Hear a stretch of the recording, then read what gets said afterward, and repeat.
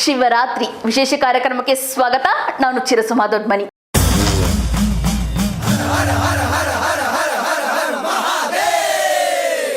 ವೀಕ್ಷಕರೇ, ನಮ್ಮ ಹಿಂದೂ ಧರ್ಮದಲ್ಲಿ ಮುಕ್ಕೋಟಿ ದೇವರುಗಳು ಇದ್ದಾರೆ ಎಂದು ಪೂಜಿಸಲಾಗ್ತಾ ಇದೆ. ಮುಕ್ಕೋಟಿ ದೇವರುಗಳಲ್ಲಿ ಒಬ್ಬೊಬ್ಬರಿಗೂ ಒಂದೊಂದು ದೇವರು ಆರಾಧ್ಯ ದೇವನಾಗಿರ್ತಾನೆ. ಅದರಲ್ಲೂ ಭಕ್ತರ ಭಕ್ತಿಗೆ ಬೇಗನೆ ಒಲಿಯುವ ಪರಮೇಶ್ವರನನ್ನ ಆರಾಧಿಸಿದರೆ ಎಂತಹ ಕಷ್ಟ ಇದ್ರೂ ದೂರ ಆಗತ್ತಂತೆ. ಈ ಭೋಲೆನಾಥನಿಗೆ ಒಂದೇ ಒಂದು ಬಿಲ್ವಪತ್ರೆಯನ್ನ ಭಕ್ತಿಯಿಂದ ಅರ್ಪಿಸಿದ್ರೆ ಸಾಕು, ಸಂತುಷ್ಟನಾಗ್ತಾನೆ. ಬನ್ನಿ, ಇವತ್ತಿನ ಸಂಚಿಕೆಯಲ್ಲಿ ಮಹಾಶಿವರಾತ್ರಿ ಹಬ್ಬ ಆಚರಣೆಯನ್ನು ಯಾಕೆ ಮಾಡಬೇಕು, ಇದರ ಹಿಂದಿನ ಕತೆ ಏನು, ಶಿವನ ಪೂಜೆ ಮಾಡೋದು, ಜಾಗರಣೆ ಮಾಡೋದು, ಉಪವಾಸ ಮಾಡೋದು ಯಾಕೆ ಅಂತ ನೋಡೋಣ.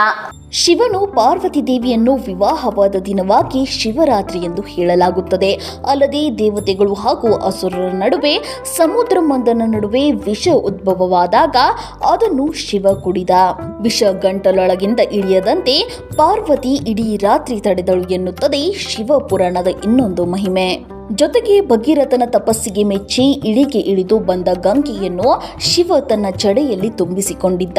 ಇದರಿಂದ ವಿಚಲಿತನಾದ ಭಗೀರಥ ಗಂಗೆಯನ್ನು ಭೂಮಿಗೆ ಹರಿಸುವಂತೆ ಶಿವನನ್ನು ಪ್ರಾರ್ಥಿಸಿದ.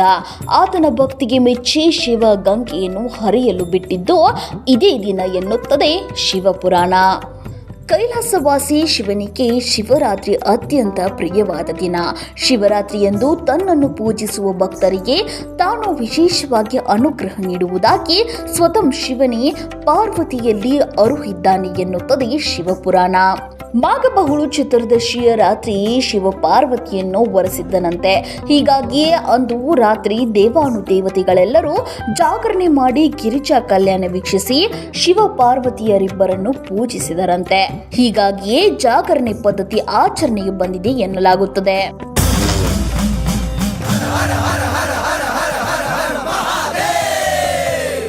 ಹೀಗೆ ಮಹಾಶಿವರಾತ್ರಿಯ ಈ ಪವಿತ್ರ ದಿನದ ಮಧ್ಯರಾತ್ರಿಯಲ್ಲಿ ಶಿವಲಿಂಗ ರೂಪದಲ್ಲಿ ಆರ್ವಿರ್ಭವಿಸಿದನಂತೆ.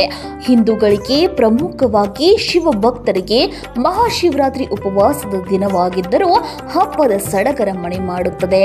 ಅಂದು ಪ್ರಾಂತ ಕಾಲದಲ್ಲಿಯೇ ಎದ್ದು ಸ್ನಾನ ಮಾಡಿ ಮಡಿ ವರಸ್ತ ತೊಟ್ಟು ಉಪವಾಸವಿದ್ದು ಶಿವ ದೇವಾಲಯಗಳಿಗೆ ತೆರಳಿ ಶಿವಾರ್ಚನೆ ಮಾಡಿದರೆ ಮತ್ತು ರಾತ್ರಿ ಇಡೀ ಜಾಗರಣೆ ಮಾಡಿ ಶಿವನ ಪೂಜೆ ಮಾಡಿದರೆ ಎಲ್ಲ ಕಷ್ಟಗಳು ಪರಿಹಾರವಾಗಿ ಸುಖ, ಶಾಂತಿ, ಸಂಪತ್ತು ಲಭಿಸುತ್ತದೆ, ಪಾಪ ಪರಿಹಾರವಾಗುತ್ತದೆ ಎಂಬ ನಂಬಿಕೆಯೂ ಇದೆ.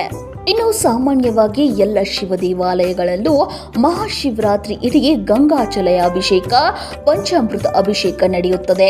ಗೋರೋಚಕ ವಿಭೂತಿ ಹಾಗೂ ರುದ್ರಾಕ್ಷಿ ಮಾಲೆಯಿಂದ ಶಿವಲಿಂಗವನ್ನು ಅಲಂಕರಿಸಲಾಗುತ್ತದೆ. ಪುಷ್ಪಗಳಿಂದ ಹಾಗೂ ಬಿಲ್ವಪತ್ರೆಯಿಂದ ವಿಶೇಷ ಅಲಂಕಾರದೊಂದಿಗೆ ಪೂಜೆ ನಡೆಯುತ್ತವೆ. ಮಹಾಶಿವರಾತ್ರಿಯಂದು ಬಿಲ್ವಪತ್ರೆಯನ್ನು ಶಿವಲಿಂಗದ ಮೇಲಿಟ್ಟು ಪೂಜಿಸಿದರೆ ಯಾಗ ಮಾಡಿದ ಫಲ ದೊರೆಯುತ್ತದೆ ಎಂದು ಹಿರಿಯರು ಹೇಳುತ್ತಾರೆ. ಶಿವರಾತ್ರಿ ಆಚರಣೆಗೆ ವೈಜ್ಞಾನಿಕ ಕಾರಣಗಳು ಇವೆ. ಸೂರ್ಯ ಮತ್ತು ಚಂದ್ರರ ಚಲನೆಯಿಂದಾಗುವ ಎಲ್ಲ ಕಾಲ ವ್ಯತ್ಯಾಸಕ್ಕೆ ನಮ್ಮ ದೇಹ ಹೊಂದಿಕೊಳ್ಳಬೇಕಾಗುತ್ತದೆ. ಈ ನಿಟ್ಟಿನಲ್ಲಿ ಈ ಹಬ್ಬದ ಆಚರಣೆ ಮುಖ್ಯವಾಗಿದೆ. ಈ ಸಮಯದಲ್ಲಿ ಚಳಿಗಾಲವು ಮುಗಿದು ಬೇಸಿಗೆ ಕಾಲವು ಪ್ರಾರಂಭಗೊಳ್ಳುವುದು. ನಮ್ಮ ಪೂರ್ವಜರು ಇದನ್ನೆಲ್ಲ ಅರಿತೇ ಹಬ್ಬ ಹರಿದಿನಗಳನ್ನು ಆಚರಿಸ್ತಾ ಇದ್ದರು. ಇನ್ನು ಈ ದಿನದಂದು ನಾವು ಮಾಡುವ ಶಿವನ ಪೂಜೆ, ಉಪವಾಸಗಳು ನಮಗೆ ತುಂಬಾ ಉಪಯುಕ್ತ. ಅಂದು ಪರಶಿವನಿಗೆ ನೀರಿನ ಅಭಿಷೇಕ ಮತ್ತು ಬಿಲ್ವಪತ್ರೆಯ ಪೂಜೆ ಮಾಡುತ್ತೇವೆ. ಬಿಲ್ವಪತ್ರೆಯಲ್ಲಿ ಉಸಿರಾಟ ತೊಂದರೆ ನಿವಾರಿಸುವ ಗುಣವಿದೆ. ಬಿಲ್ವೆಯನ್ನು ಲಿಂಗದ ಮೇಲೆ ಹಾಕುವಾಗ ಅದರ ವಾಸನೆ ನಮ್ಮ ದೇಹದ ಒಳಗೆ ಹೋಗುವುದು. ಶಿವನ ಲಿಂಗವು ಕಲ್ಲಿನದಾಗಿದ್ದು ಅದರ ಮೇಲೆ ನೀರನ್ನು ಸುರಿಯುವುದರಿಂದ ಬಹಳಷ್ಟು ಶಕ್ತಿ ಹೊರಹೊಮ್ಮುತ್ತವೆ. ಅದೊಂದು ವಿಶಿಷ್ಟ ಕಲ್ಲಿನಿಂದ ಮಾಡಿದ ಲಿಂಗವಾಗಿರುತ್ತದೆ. ಎಸ್, ನೋಡಿದ್ರಲ್ಲ ವೀಕ್ಷಕರೇ, ಯಾವುದೇ ಹಬ್ಬ ಇರಲಿ ಹಬ್ಬದ ಮಹತ್ವ ತಿಳ್ಕೊಂಡು ಆಚರಿಸಿದ್ರೆ ಅರ್ಥಪೂರ್ಣವಾಗಿರುತ್ತೆ ಅಂತ ಹೇಳ್ತಾ ಈ ಶಿವರಾತ್ರಿ ಹಬ್ಬ ನಿಮ್ಮೆಲ್ಲರಿಗೂ ಸುಖ, ಶಾಂತಿ, ನೆಮ್ಮದಿ ಕೊಡ್ಲಿ ಅಂತ ಆಶಿಸ್ತೀವಿ. ನಮಸ್ಕಾರ.